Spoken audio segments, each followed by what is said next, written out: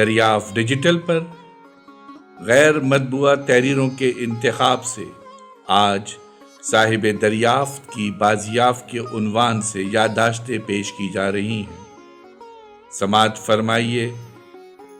یادداشتیں صاحب دریافت کی بازیافت کے عنوان کے تحت دریافت ڈیجیٹل پر۔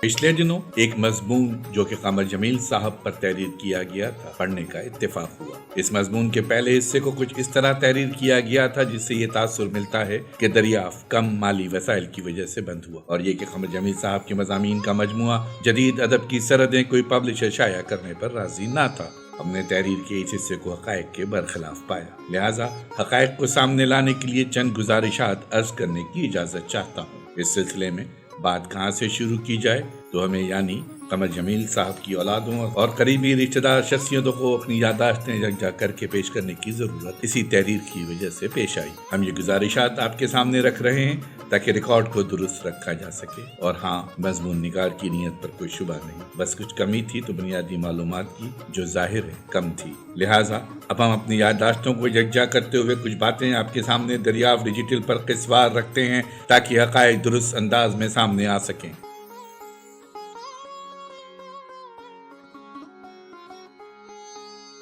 قسط نمبر 2،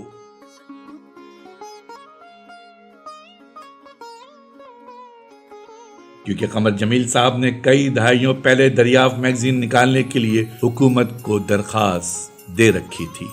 بے نظیر کے پہلے دور حکومت میں آنے سے پہلے تک کسی میگزین کا ڈکلیریشن لینا جوئے شیر لانے کے مترادف، مگر بے نظیر نے حکومت میں آنے کے بعد جلد ہی میگزین کا ڈکلیریشن آسان بنا دیا، اور میگزین کی ڈکلیریشن کی درخواست جمع کرنے کے بعد 3 مہینے کے اندر ڈکلیریشن دینا ڈی سی کے لیے ضروری ہو گیا تھا، ورنہ وہ درخواست خود بخود 3 ماہ کے بعد قانونی ڈکلیریشن ہو جائے گی۔ چونکہ قمر جمیل صاحب 70 کی دہائی میں جائزہ ادبی شمارہ نکال چکے تھے، بدقسمتی سے جائزہ شمارے کی کوئی کاپی ہمارے پاس موجود نہیں ہے، اور دریافت کے نام سے کافی عرصے پہلے بھی درخواست کر چکے تھے، لیکن ڈکلیریشن ملنا اس وقت آسان نہ تھا، لہٰذا اس میں کامیاب نہ ہو سکے۔ مگر بے نظیر کی جمہوری حکومت کے فیصلے کے بعد قمر جمیل صاحب نے دریافت کا ڈکلیریشن حاصل کر لیا، اور اب چونکہ اردو کی پرنٹنگ گھر میں موجود ڈاٹ میٹرکس پرنٹر کے ذریعے ممکن تھی، لہٰذا فیصلہ کیا گیا کہ دریافت کا شمارہ شائع کیا جائے۔ چونکہ ڈاٹ میٹرکس پرنٹر سے نکلے ہوئے پرنٹ آؤٹ پرنٹیبل نہیں ہوتے، تو یہ ایک سنگین مسئلہ سامنے پیش آیا، اور اس کا حل قمر جمیل صاحب کے ماموزاد بھائی جمال اعظم فریدی نے پیش کیا، اور خود جا کر ڈاٹ میٹرکس پرنٹر کے پرنٹ آؤٹ بنس روڈ پر ایک دکان سے ڈریسنگ کی شکل میں حاصل کیے اور اسے کسی حد تک پرنٹیبل بنایا۔ اور اگر کمال ماموں کی پرنٹنگ کے متعلق معلومات اور ڈاٹ میٹرکس پرنٹ کے پرنٹیبل بنانے کا آئیڈیا اور متین کی دکان جو کہ بنس روڈ پر واقع تھی ان کی دکان میں یہ سہولت نہ ہوتی، تو مجھے یہ کہنے میں کوئی عار نہیں کہ دریافت کے 35 شمارے نہ نکل سکتے، اور نہ ہی دریافت ڈیجیٹل کی شکل ہمارے سامنے آ سکتی۔ لہٰذا یہ کہنا بیجا نہ ہوگا کہ کمال ماموں کی پرنٹنگ سے متعلق آئیڈیاز اور عملی طور پر پریس اور اس سے متعلق معلومات نہ ہوتی تو شاید ہم دریافت نکالنے میں کامیاب نہ ہوتے، اور دریافت نکالنے میں جو ٹیم شامل تھی اس میں اس وقت کمال ماموں ایک اہم رول ادا کر رہے تھے، اور اس طرح ہماری ٹیم قمر جمیل صاحب، ماں، اپنے 4 بیٹوں اور کمال ماموں جنہیں قمر جمیل صاحب پیار سے کملا کہتے تھے دریافت نکالنے کے لیے مستعد ہو گئے۔ ہماری محنت آہستہ آہستہ ایک شمارے کی طرف بڑھ رہی تھی۔ ادھر قمر جمیل صاحب پرجوش انداز میں اپنے قریبی دوستوں کو ٹیلی فون پر اس پرچے کی تیاری کے سلسلے میں آگاہ کر رہے تھے۔ اکثر دوستوں کو یقین تھا کہ یہ ایک ناکام پروجیکٹ ہوگا۔ اس کی بنیادی وجوہات میں قمر جمیل صاحب کا پریکٹیکل اپروچ نہ رکھنا، فنڈ کی عدم دستیابی، مستقل مزاجی نہ ہونا، سابقہ تجربہ نہ ہونا، اور سب سے بڑھ کر وسائل اور وقت کی کمیابی۔ مگر جب ہم خواب دیکھتے ہیں تو ہمیں تعبیر ملتی ہے، جو خواب نہیں دیکھتے انہیں کوئی تعبیر بھی نہیں ملتی۔ جوش اور مزید جوش سے تیاری آخری مراحل میں آ گئی۔ اب اس شمارے کا سرورق یعنی ٹائٹل بنانے کا مرحلہ پیش آیا، مگر تجربے اور وسائل کی کمی و عدم دستیابی سے اس مرحلے کو بغیر سرورق یعنی ٹائٹل پر صرف دریافت لکھا ہوا تھا پریس کو بھیج دیا گیا۔ ہفتہ 15 دن کے بعد آخر کار ہمیں اپنی کاوشوں کو ایک لاجواب شمارے کی شکل میں دیکھنے کی شدید خواہش تھی، مگر یہ کیا؟ دریافت کے پہلے شمارے کو دیکھ کر سب کے منہ لٹک گئے۔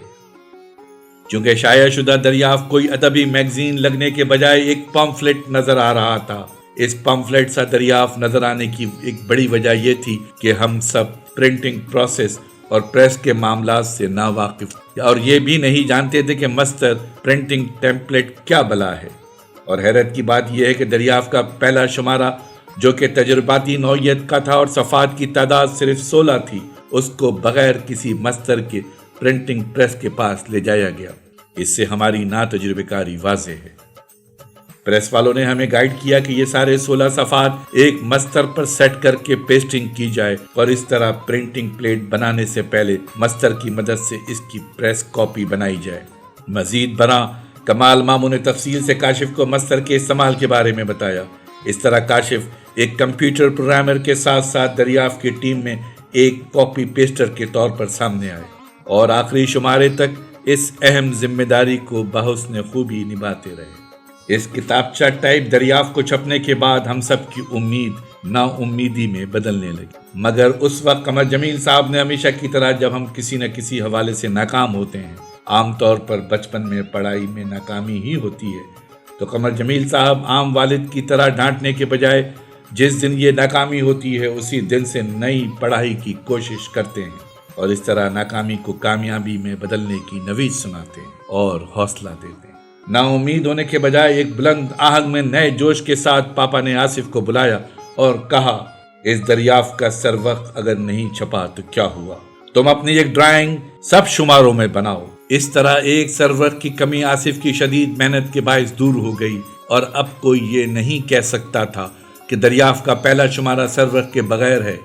بلکہ اس شمارے پر سروقت آصف جمیل کا بنایا ہوا ایک اسکیچ تھا جو کہ تمام شائع شدہ کاپیوں پر بنایا گیا۔ اس واقعے سے آپ اس ٹیم کی لگن کا احساس کر سکتے ہیں۔ دریافت کے پہلے شمارے کو دیکھ کر پہلی کمی تو دور کر دی گئی، مگر جو دوسری کمی تھی اس کی کتابچہ ٹائپ شکل کی، تو اس کے لیے اتفاق رائے سے یہ طے کیا گیا کہ اب اگلا شمارہ زیادہ ضخامت کا نکالا جائے گا اور اس کا پرنٹ سائز بھی تبدیل کیا جائے گا۔ اس طرح دریافت کا پہلا شمارہ جو کہ ایک مکمل تجرباتی نوعیت کی چھپائی تھی، آخر کار شائع ہو کر قمر جمیل صاحب کے ہاتھوں میں تھا۔ اور اس کتابچہ ٹائپ میگزین کو دیکھ کر کبھی ہم خوش ہوتے اور کبھی ناکامی کا احساس ہوتا۔ اس شمارے کے بعد اب ہم سب تجربہ کار تھے اور کام کی تقسیم بھی از خود کسی نہ کسی طریقے سے ہو گئی تھی، یعنی ادارت قمر جمیل صاحب، میں پروف ریڈنگ، کمپیوٹر ٹائپنگ ظفر، سروقت آصف، پیسٹنگ کاشف، مددگار احمد، جو کہ ہم سب کے لیے ایک بہت ہی کارآمد رکن تھے اور ابھی عمر میں کافی کم تھا، جس نے آگے جا کر ماس کمیونیکیشن میں ماسٹرز کیا اور پرنٹنگ وغیرہ میں اتنی مہارت حاصل کر لی کہ پاپا کے کئی ادیب دوستوں وغیرہ کی کتابیں دوران طالب علمی محنتانہ کے عوض شائع کی، اور جدید ادب کی سرحدیں کو کتابی شکل دینے میں احمد جمیل کا ایک بہت اہم کردار ہے۔ اسی طرح کمال ماموں کے ذمے متین کی دکان سے پرنٹیبل ٹریسنگ بنوانا وغیرہ۔ اس طرح ایک ٹیم ورک شروع ہو گیا۔ اس میں نہ تو وسائل کی کمی رکاوٹ بنی اور نہ ہی تجربے کی کمی آڑے آئی، بلکہ ایک جوش جذبے کی فضا میں دوسرے شمارے کی تیاری کا آغاز کر دیا گیا۔